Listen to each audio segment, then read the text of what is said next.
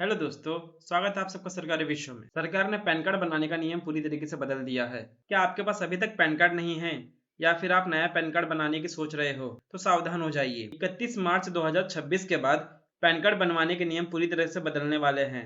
अब सिर्फ आधार कार्ड दिखाकर पैन कार्ड बनवाना नामुमकिन है। आपको अपने आधार कार्ड के साथ एक और डॉक्यूमेंट देना जरूरी हो जाएगा। ये सभी नियम 1 अप्रैल से लागू हो जाएंगे पूरे देश में।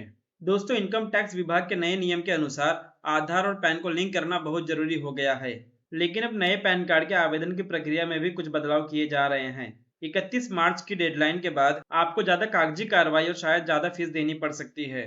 सरकार ने पैन कार्ड बनाने के नियम में कई बदलाव किए हैं, तो आज मैं आपको यही बताऊंगा कि ये कौन से बदलाव है और ये किस तरीके से किए गए हैं। इन्हीं सब नए नियम के बारे में आज मैं आपको बताऊंगा और ये सभी नियम 1 अप्रैल 2026 से लागू हो जाएंगे। अगर आपने अभी तक अपना पैन कार्ड नहीं बनाया है तब आपको 31 मार्च 2026 के पहले अपना पैन कार्ड बनवा लेना है। फिलहाल 31 मार्च 2026 के पहले आपके आधार कार्ड से ही आपका पैन कार्ड बन जाएगा, लेकिन अगर आप उसके बाद बनवाते हो तब आपको आधार कार्ड के साथ एक और नया डॉक्यूमेंट देना होगा।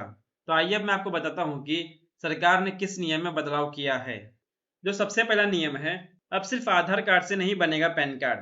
अभी तक यानी कि 31 मार्च 2026 तक आप केवल अपने आधार कार्ड और उस पर आने वाले ओटीपी की मदद से आसानी से ई पैन या फिजिकल पैन बनवा सकते थे। आधार कार्ड ही जन्म तिथि और पते का मुख्य प्रमाण होता था, लेकिन अब ऐसा नहीं होगा। जैसा कि मैंने आपको पहले बताया, 31 मार्च 2026 तक ही आप अपना पैन कार्ड अपने आधार कार्ड से बनवा सकते हो। उसके बाद आपको कोई एक्स्ट्रा डॉक्यूमेंट देना होगा। अब आगे है, 1 अप्रैल 2026 से आधार कार्ड को जन्म तिथि के प्रमाण के तौर पर मान्य नहीं किया जाएगा। यानी कि 1 अप्रैल 2026 से आधार कार्ड को जन्म तिथि के प्रमाण के तौर पर अमान्य कर दिया जाएगा। यानी कि 31 मार्च के बाद आधार कार्ड को आप डेट ऑफ बर्थ के प्रूफ में नहीं दे पाएंगे पैन कार्ड बनाने के लिए। नए नियमों के अनुसार अब पैन कार्ड बनवाने या अपडेट करने के लिए आधार कार्ड के अलावा आपको अपनी जन्म तिथि का एक अतिरिक्त सरकारी प्रमाण पत्र देना अनिवार्य है।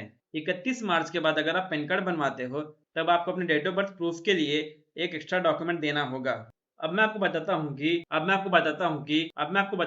कि 1 अप्रैल से आपको पैन कार्ड बनाने के लिए डेट ऑफ बर्थ के लिए कौन कौन से डॉक्यूमेंट देने होंगे, जिनमें सबसे पहला है जन्म प्रमाण पत्र यानी कि बर्थ सर्टिफिकेट। फिर दूसरा है 10वीं कक्षा की मार्कशीट, पासिंग सर्टिफिकेट। फिर तीसरा है वोटर आईडी कार्ड। फिर चौथे नंबर पे है ड्राइविंग लाइसेंस। पांचवें नंबर पर है पासपोर्ट और छठे नंबर पे है मजिस्ट्रेट द्वारा जारी किया गया एफिडेविट। तो डेट ऑफ बर्थ के लिए आपको इन सभी डॉक्यूमेंट में से कोई भी एक डॉक्यूमेंट देना होगा। यानी कि अगर आप 1 अप्रैल के बाद अपना पैन कार्ड बनाते हो तो आपको आधार कार्ड के साथ इनमें से कोई भी एक डॉक्यूमेंट देना अनिवार्य है। तो आपको इन सभी डॉक्यूमेंट का नाम कहीं नोट करके रख लेना है। अब जो अगला नियम है वो है नाम की स्पेलिंग में सख्ती। 1 अप्रैल 2026 से पैन कार्ड में नाम का प्रिंट और डेटाबेस बिल्कुल आपके आधार कार्ड के अनुसार ही होना चाहिए। यानी कि जो आपके आधार कार्ड पर नाम है और जो आप एक्स्ट्रा डॉक्यूमेंट दोगे उस पे जो नाम होगा वो दोनों मैच रहना चाहिए। पहले कई बार नाम में इनिशियल या स्पेलिंग में थोड़ी बहुत छूट मिल जाती थी। अब यदि आधार कार्ड और अन्य डॉक्यूमेंट में एक भी अक्षर का अंतर हुआ तो पैन कार्ड की एप्लीकेशन रिजेक्ट कर दी जाएगी। इनकम टैक्स विभाग ने अब नाम की स्पेलिंग में भी सख्ती कर दी है। अब आपको सभी डॉक्यूमेंट पे नाम मैच रहना चाहिए और स्पेलिंग सब एक जैसी रहनी चाहिए। अगर स्पेलिंग में कुछ भी मिस्टेक रहा तो आपकी जो एप्लीकेशन रहेगी वो रद्द कर दी जाएगी। अब जो अगला नियम में बदलाव किया गया है वो है पैन कार्ड के पुराने फॉर्म होंगे बंद। यानी कि जो पैन कार्ड का पुराना फॉर्म था जो आप फिलअप करते थे ऑनलाइन हो या फिर ऑफलाइन, उसे बंद करके नया फॉर्म सरकार लॉन्च करेगी। 1 अप्रैल 2026 से एनएसडीएल प्रोटीन और यूटीआई पोर्टल्स पर पैन कार्ड अप्लाई करने का मौजूदा फॉर्म नंबर 49A को बदल दिया जाएगा। सरकार नए और ज्यादा सुरक्षित फॉर्म पेश करने जा रही है जिसमें अतिरिक्त जानकारी और नए डॉक्यूमेंट के कोर्स भरने होंगे। यानी कि जो पहले फॉर्म था अब सरकार उसे अपडेट करने जा रही है। जो आप पहले फॉर्म भरते थे उसके मुकाबले ये वाले फॉर्म में आपको अधिक जानकारी भरना होगा और जब डॉक्यूमेंट दोगे आपको उस डॉक्यूमेंट की सभी जानकारी इस फॉर्म में फिलअप करनी होगी। 1 अप्रैल के बाद किसी भी पुराने ऑफलाइन फिजिकल फॉर्म को स्वीकार नहीं किया जाएगा। यानी कि 1 अप्रैल के बाद जो आपको पुराना फॉर्म था अब उसे एक्सेप्ट नहीं किया जाएगा, उसे अमान्य कर दिया गया है। तो आपको इस बात का ध्यान में अवश्य रखना है कि जब आप 1 अप्रैल के बाद पैन कार्ड के लिए आवेदन करेंगे तो आपके पास नया फॉर्म होना जरूरी है। अगर आपको कोई पुराना फॉर्म दे रहा है तब आपको बोल देना है कि ये फॉर्म रद्द हो चुका है, प्लीज हमें नया फॉर्म दे। उसके बाद जो अगला नियम है वो है पैन आधार लिंकिंग इन ऑपरेटिव पैन कार्ड। यानी कि आपका जो पैन कार्ड है वो आपके आधार कार्ड से लिंक होना अनिवार्य है।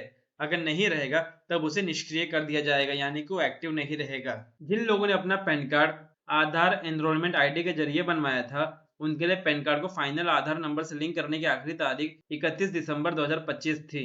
यानी कि जिन लोगों का आधार कार्ड और पैन कार्ड लिंक नहीं था, उन्हें लिंक करवाने की जो अंतिम तारीख थी वो 31 दिसंबर 2025 तक की थी। यदि आपने अभी तक लिंक नहीं किया है तो 31 जनवरी 2026 से आपका पैन कार्ड इनऑपरेटिव निष्क्रिय हो चुका है। इनएक्टिव पैन कार्ड के साथ यानी कि इनऑपरेटिव पैन कार्ड के साथ आप ना तो बैंक खाता खोल सकते हो, ना ही ITR भर सकते हो, और तो और आपका TDS TCS भी 20% की उच्च दर से कटेगा।